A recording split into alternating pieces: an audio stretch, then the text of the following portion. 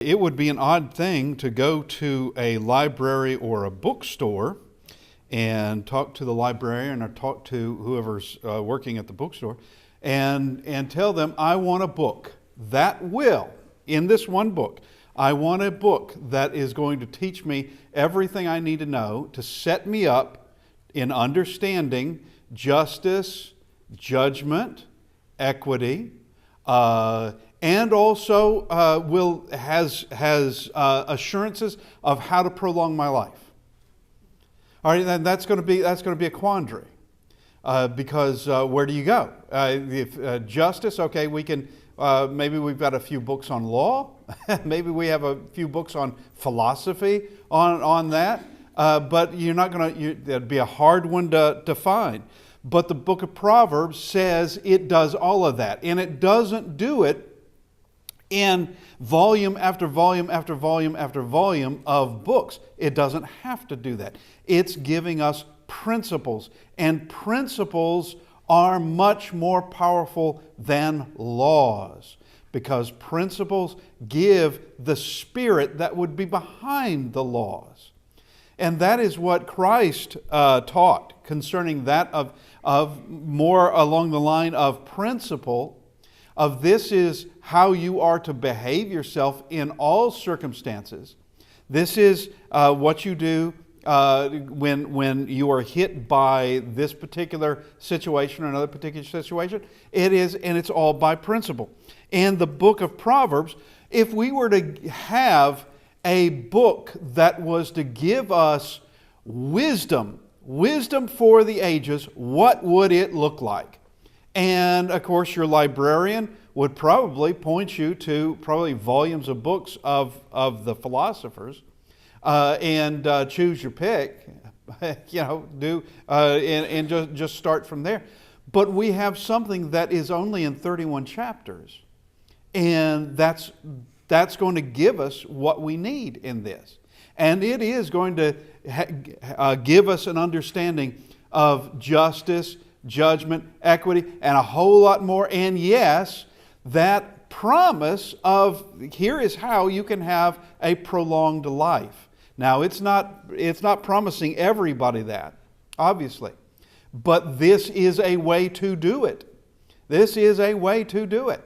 And of course, wicked people can do wicked things, and nature will take its course, and accidents do happen. There's all sorts of things that can happen.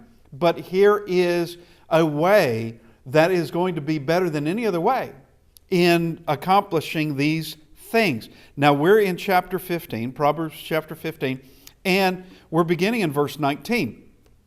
Now this verse is not terribly difficult. This parable is not terribly difficult. But I do want to take a moment to discuss something because we have begun it. And maybe it was 2 weeks ago, maybe it was last week, that I was saying that there are certain proverbs now that are beginning to get difficult.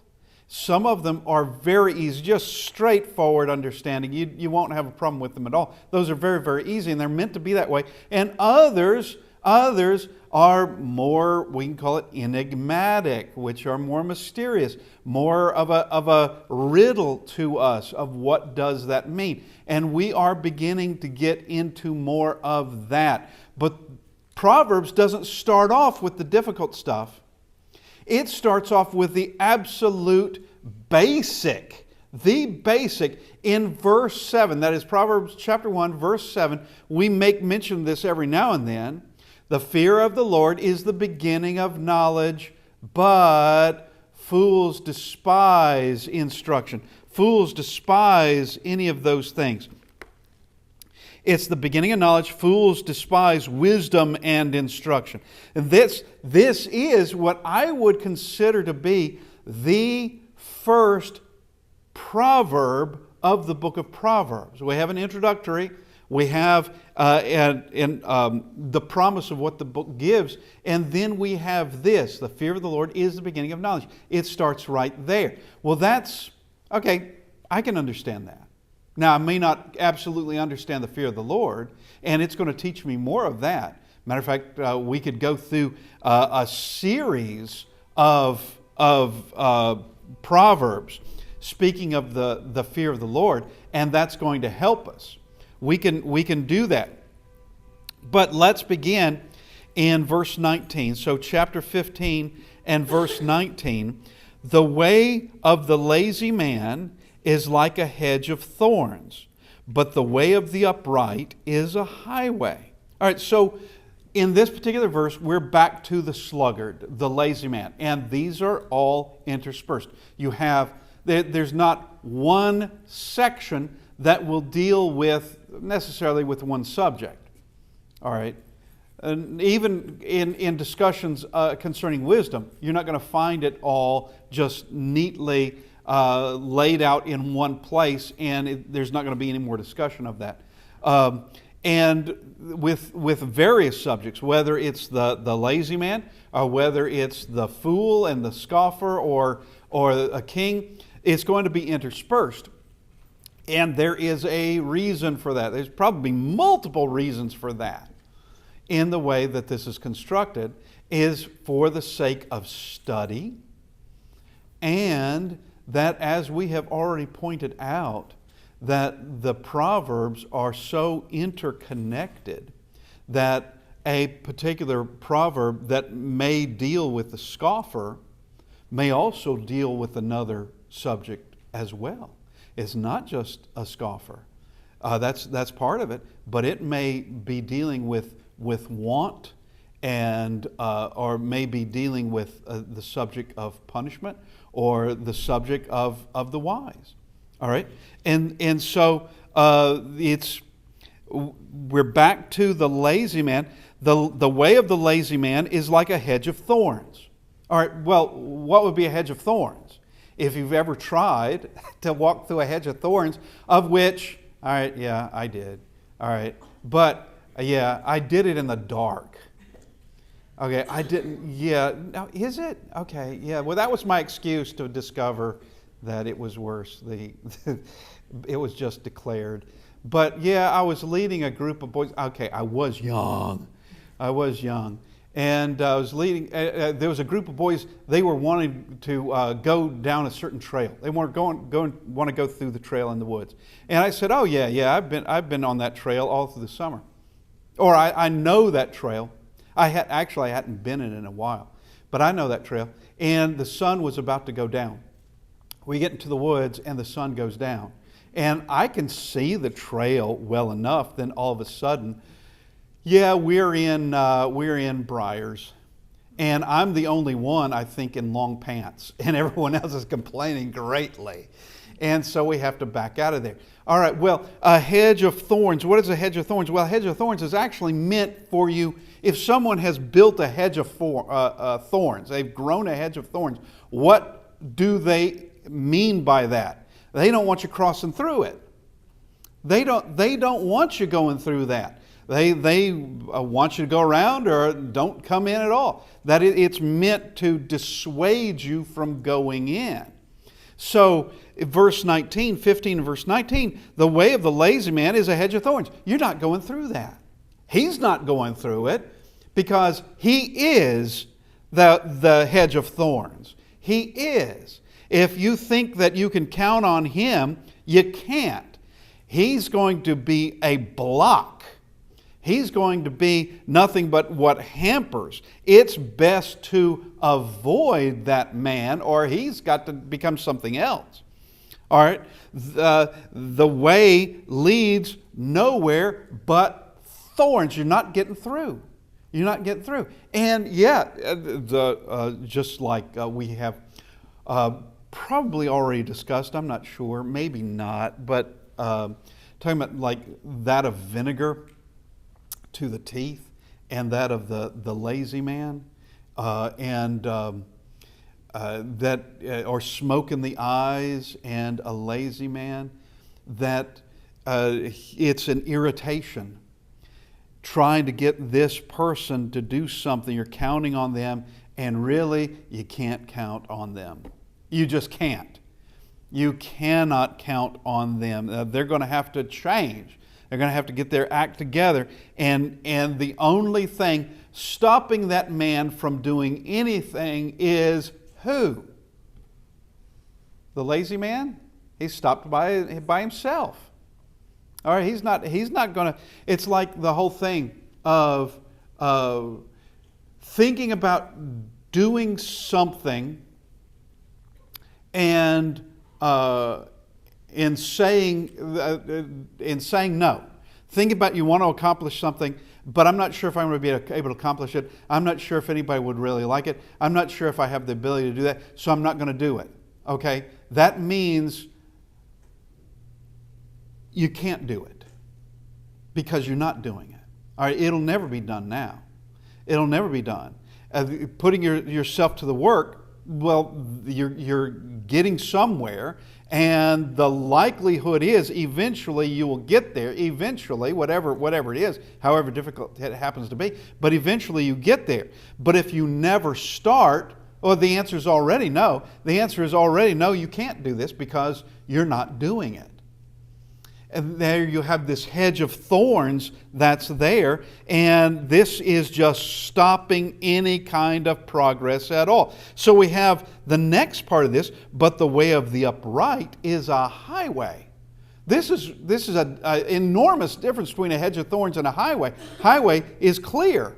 A highway has been made to be traveled on, and you can get there swiftly. You can get there also confidently, knowing where the highway leads. And so here is this big contrast that is here. Now we come to verse 20. A wise son makes a father glad, but a foolish man despises his mother. All right, so we can understand that of Hebrew parallelism. That despising mothers, the same thing as would be despising a father. A wise son making a father glad would also make the mother glad. All right, this is all parallelism. And the fool despises his father's instruction. That's from 15 and verse 5. Just a few verses before. We would have done that last week, a couple weeks, I don't know, whenever that was. But a fool despises his father's instruction. And we can see beginning, really, well, going back to chapter 1 and the plea from the beginning is really verse 8, my son, hear the instruction of your father and do not forsake the law of your mother. Those are all interconnected. They're all together in this. And we've got 10 in verse 1, wise son makes a glad father. That goes right hand in hand. It just sounds like a different way of wording this. He who gathers in summer is a wise son. That's 10 and 5. 13 and 1, a wise son heeds his father's instruction. 27:11, be wise and make my heart glad.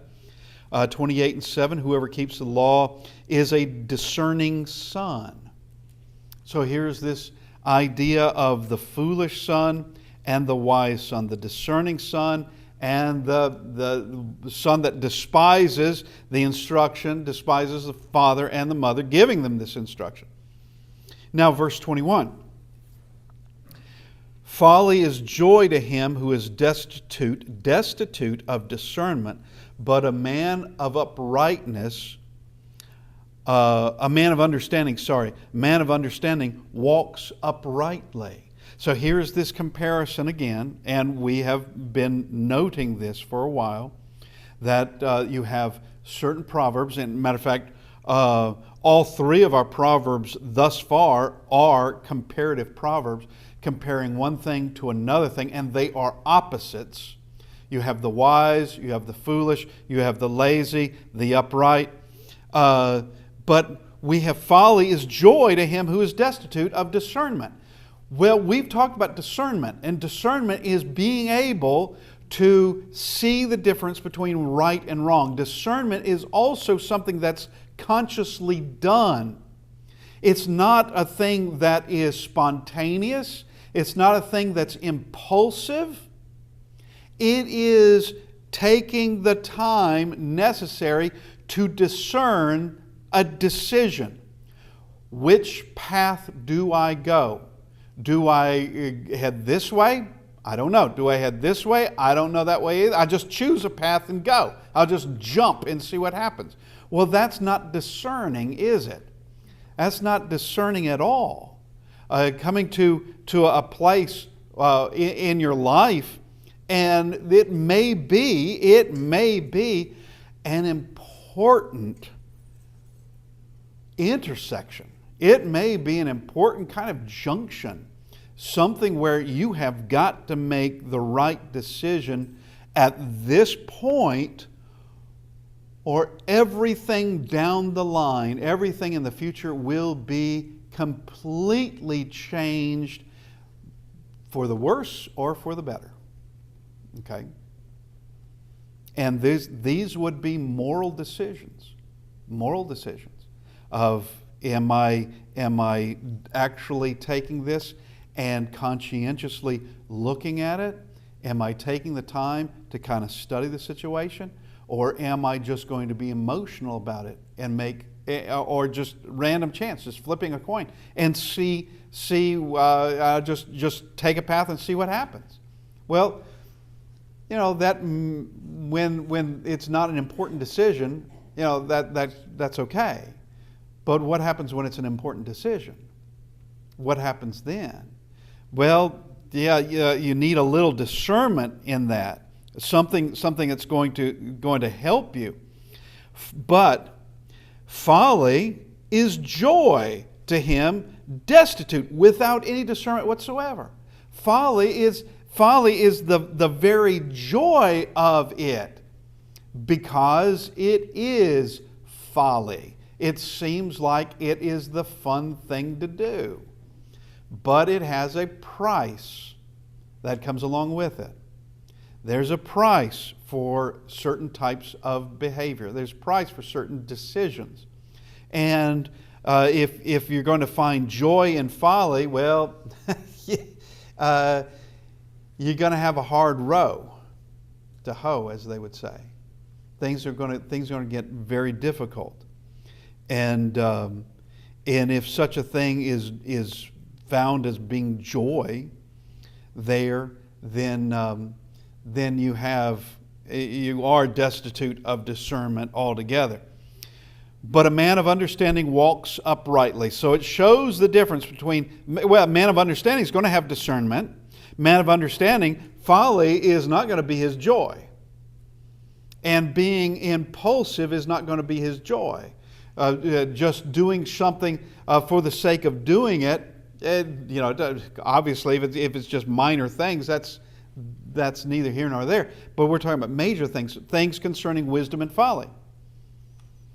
And the upright walks uprightly, and the upright, they have that highway.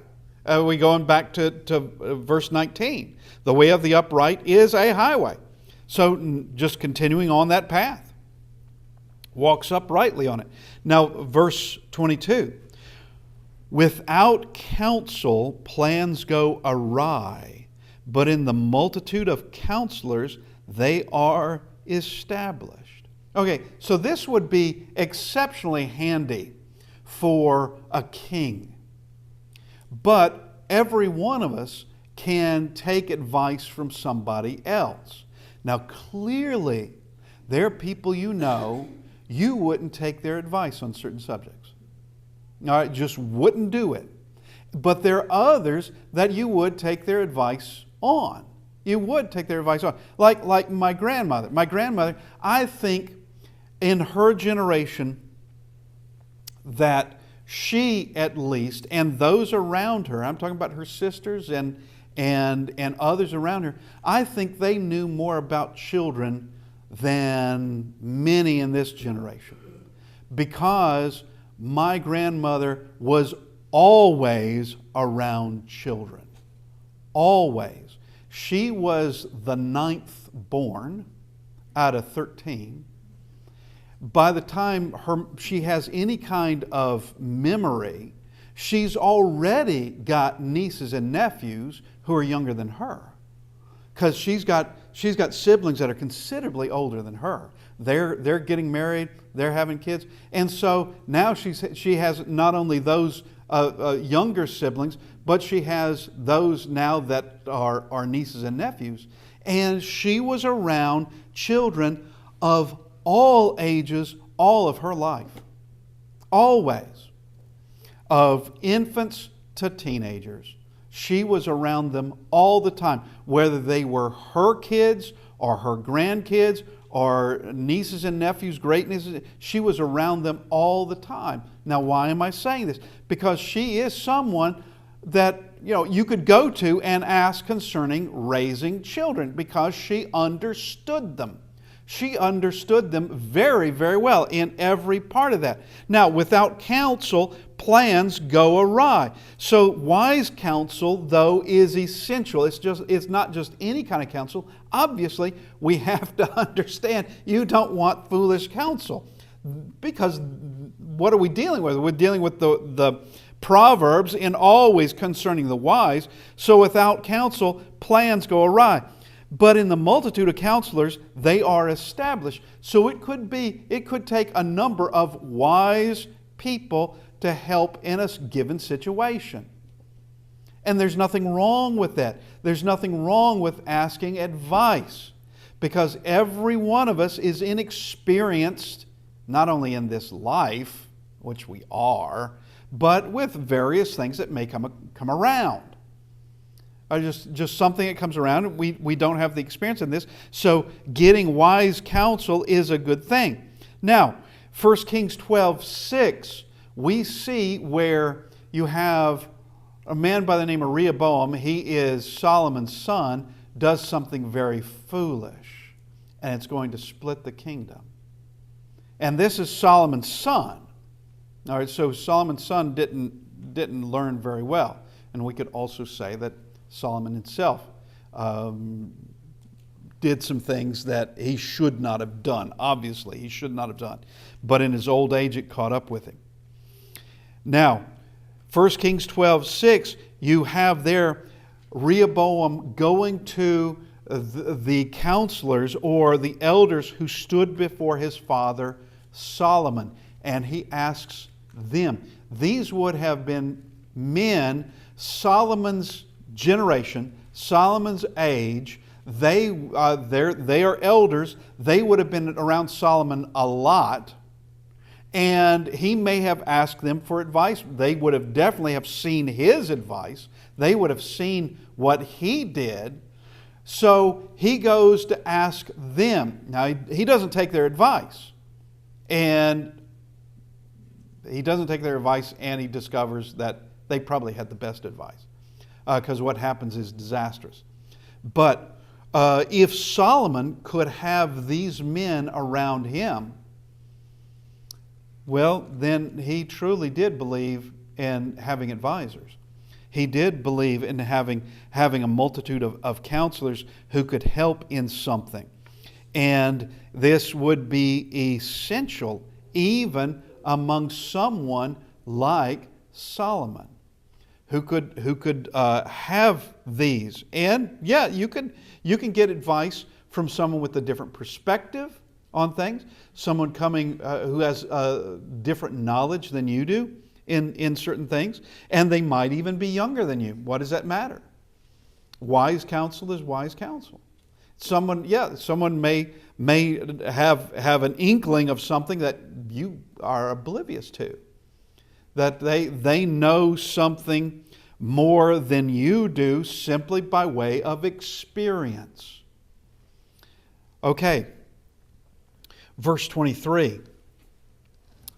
A man has joy by the answer of his mouth, and a word spoken in due season, how good it is. Now, the first thing that comes to my mind is you're in a situation, and they need to hear something out of you. They need something from you. And then after it's all over, maybe it's 3 a.m. the next morning, maybe it's the next day, you think, oh, this is what I should have said instead of that. All right, that's not in due season. All right, that's a little out of time there. But this is what I should have said. I should have put it this way, or that was a dumb thing to say. All right, so, but a word spoken in due season, how good it is. Yeah, this would be, in fact, a good answer, a proper answer, the right answer at the right time. Exactly as needed. It's there. And yeah, it is very good. A man has joy by the answer of his mouth. That would be the right answer. Giving the right answer, giving the proper answer. And there is, of course, a joy in that. That if you've ever gone to somebody for advice, and this goes right with the last verse, verse 22. Gone to somebody for advice, and what they give you is not what you would have thought, but you can recognize that was a good answer. All right? That was a very good answer. And you do that, and is there joy in that? I would guess there would be. That there would be. And that someone can see clearer in something, either by way of experience or some other way, that they can see things perhaps that you can't. And of course, when you're in a given situation, you may not be able to see what others can see. You may not be able to see it. And that happens a lot. We can look at the life, let's just say, looking at the life of, just name the person in the Bible, or whether it's David, let's just say David, all right, that we can see David should not be doing this. David should be doing that. All right, and we come to a point of with Bathsheba knowing this is a bad idea. This is a bad, because we're seeing it from the outside. We have no emotions in it. We have nothing in that whatsoever. And when it comes to our own life, we can be blind, but others can see it. We can be blind. It's like I knew a lady that she was determined to marry a man. I didn't know this man ever. She was determined to marry a man. And she was told by everybody, don't marry him. He's not a good man.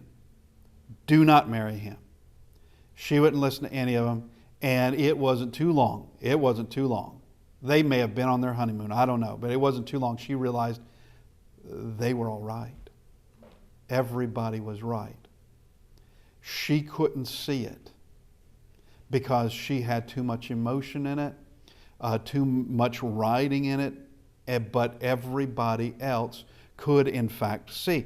Now, without counsel, plans go awry, and in the multitude of counselors, they are established. A man has joy by the answer of his mouth, and a word spoken in due season. How good it is! Well, it's got to be, also has to be followed in all of it.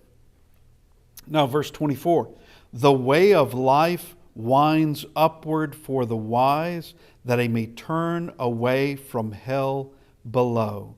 So we go back to verse 11 in this. And this is one of those that I made mention. This is a more difficult proverb.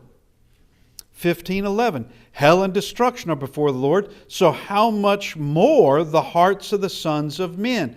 Well, the way of life winds upward for the wise, that he may turn away from hell below. That God has given us the means to escape. He's given us, because hell and destruction are before the Lord. He knows that. He knows what the future holds. He created them. He knows precisely what they are, what they're intended to do. And hell cannot be over-exaggerated. It can't even be exaggerated. Hell is worse than you can possibly think. It's worse. Whatever you may think concerning hell, it's far worse than that. Anything you've gone through in this life is far worse than that. God knows that. And it's going to hit the human soul, and it's going to that human soul is going to be there for eternity. That's no good. Therefore, God has our hearts closer than that. They're before the Lord. And that's, as we made mention when we went over that proverb, that's why the Christ came to this earth and died for us. That's why. Because our hearts are also before the Lord. Our souls are before the Lord. And now we see the way of life winds upward for the wise, because it's taking us from, we have the escape from hell. All right, that he may turn away from hell below. You have this contrast of that way upward, escaping from hell below, and this is what God has, this is precisely what He has designed. Proverbs 3:18, you have wisdom, she is a tree of life to those who take hold of her.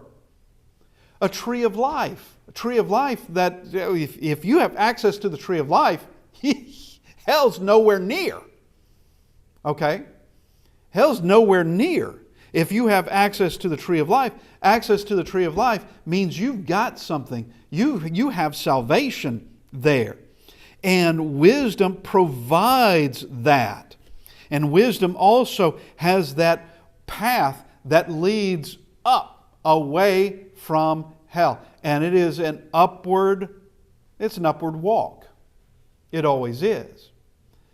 Because we are to steadily grow. And it is my hope, at least personally, to grow from the study of Proverbs and everything else in the Bible. It's not just limited to Proverbs, but everything else given to us in the Bible. That it is an upward walk and growing in wisdom, and that is the wisdom of God. Not the wisdom of men. Wisdom of men goes in 1,000,000+ directions. The wisdom of God only heads one way, and it heads upward. It is truly what can spare us and what can save us. Now, let's go to verse 25. The Lord will destroy the house of the proud, but He will establish the boundary of the widow. These are promises. You have a warning and you have comfort by way of an assurance. Here you have this warning. The Lord will destroy the house of the proud. And He means it. Psalm 101:5, the one who has a haughty look and a proud heart, him I will not endure. Proverbs 6:17, you have those 6 things are hated. Yes, 7 are abomination to him, hated by God. And you have the proud look, the lying tongue, hands that shed innocent blood. But that proud look is there. It's the eyes that are proud. You ever had anybody kind of look down on you? Or someone, and you could tell that person thinks a lot of themselves? I remember, it just came to my mind. I remember one time, it was years ago, actually, I think Catrice and I were dating. Anyway, we were at a pizza restaurant, and there was a couple of girls behind us, and there was one that just talked and talked and talked and talked and talked and talked and talked, and it was all about herself and how wonderful her life was. Okay. And we left, and Catrice said, she sure thought a lot about herself. I thought, yeah, that's about right. yeah, that's right.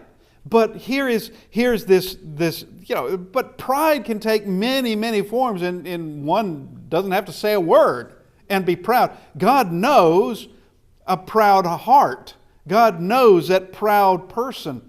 That person that is He is against that altogether. He will destroy the house of the proud. Once again, these are promises. Proverbs 3:34, Surely he scorns the scornful, but gives grace to the humble. We have James 4 and 6 and 1 Peter 5 and 5, who's saying the same thing. God resists the proud, but gives grace to the humble. He resists the proud. He says he's going to destroy the house of the proud.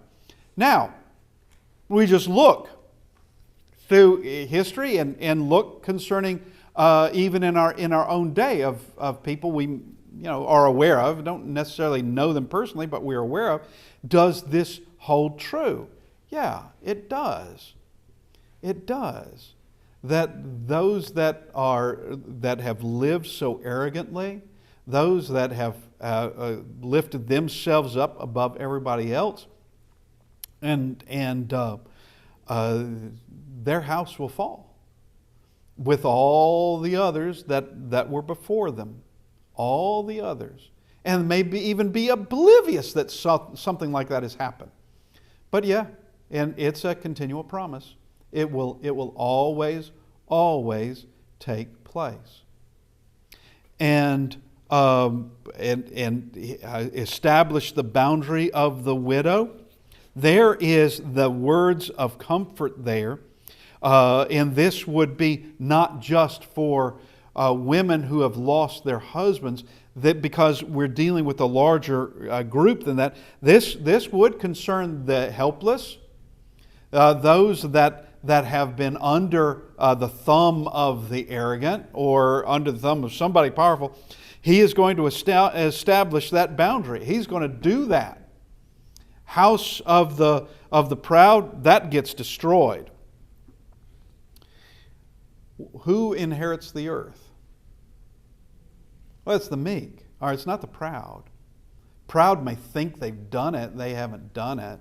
And, every now and then I hear of someone who speaks of wanting to have like a one world government.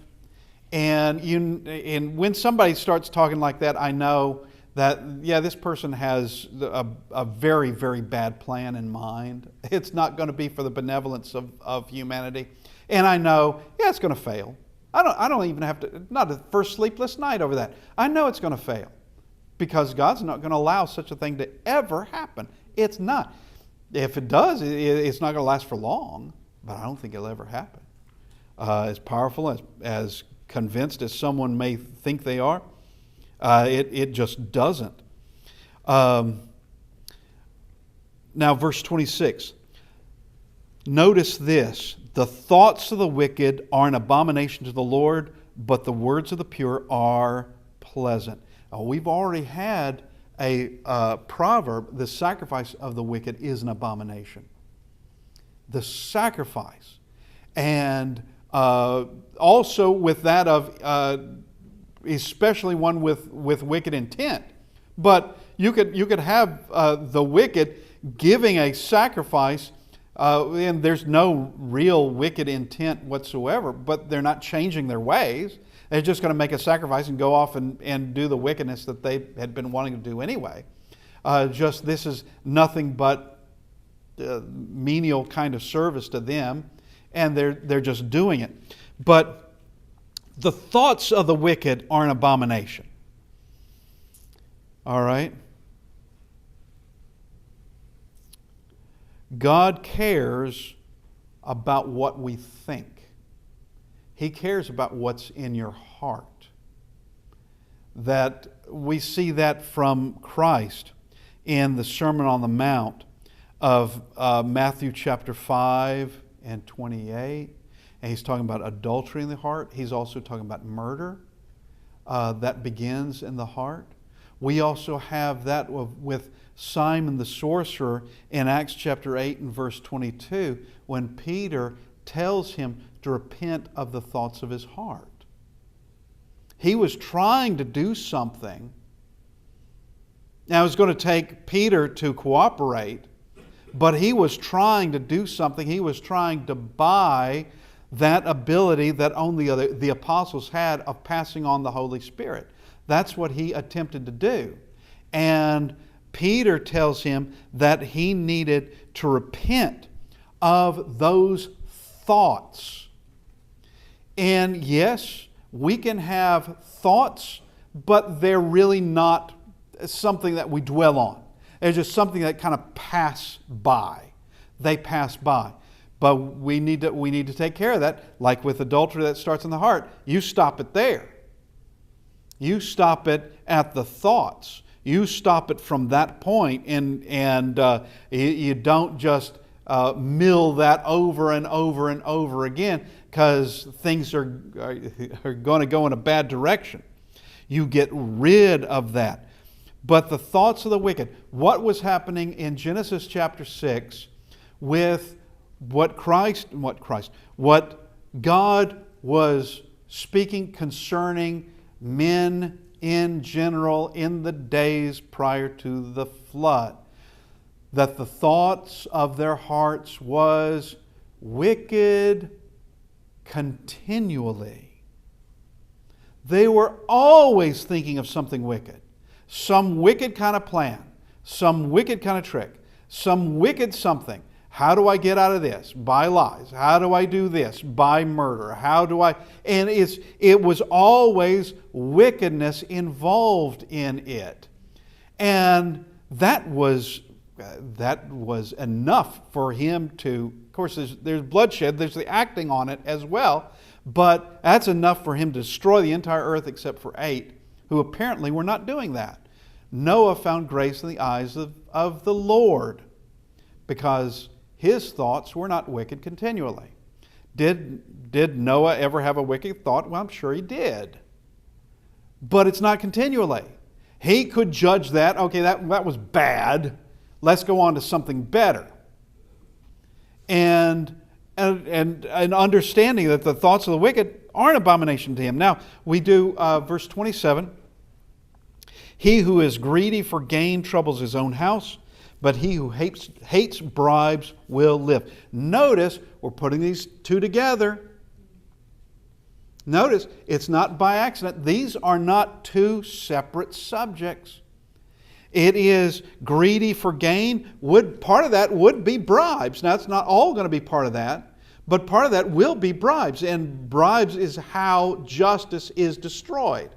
And it speaks of that, as a matter of fact. In 17 and verse 23, a wicked man accepts a bribe behind the back to pervert the ways of justice. Now, he who's greedy for gain troubles his own house. Well, in Matthew 13 and 22, parable of the sower, you have that of the deceptiveness of riches. It brings something bad, and it chokes the word. 1 Timothy 6 and 10, for the love of money is the root of all kinds of evil, for which some have strayed from the faith in their greediness and pierced themselves through with many sorrows. All right, it is that love for money. And yeah, there's the thing of the love of money is the root of evil. It's the love of money is the root of all kinds of evil. And yeah, it is the root of all kinds of evil. Not every evil done would be for money. Not every. But it's the love of money is the root of all kinds of evil. And he who is greedy for gain troubles his own house. It's going to be troubled there. Things are not going to go well for someone who's, and you've heard the saying before, if all you want to do is be rich, you can do that. You can be rich. But you're probably going to have to run roughshod over everybody around you. You may have to do some evil things. But you can be rich. That's not an issue at all. You can do it. But be ready to trouble your own house. Be ready to be pierced by many sorrows. Be ready for that. Because that's just is going to go with that love for money and that greedy for gain. All right, we've got to finish there. Appreciate everybody being with us. And we will continue next week. Thank you.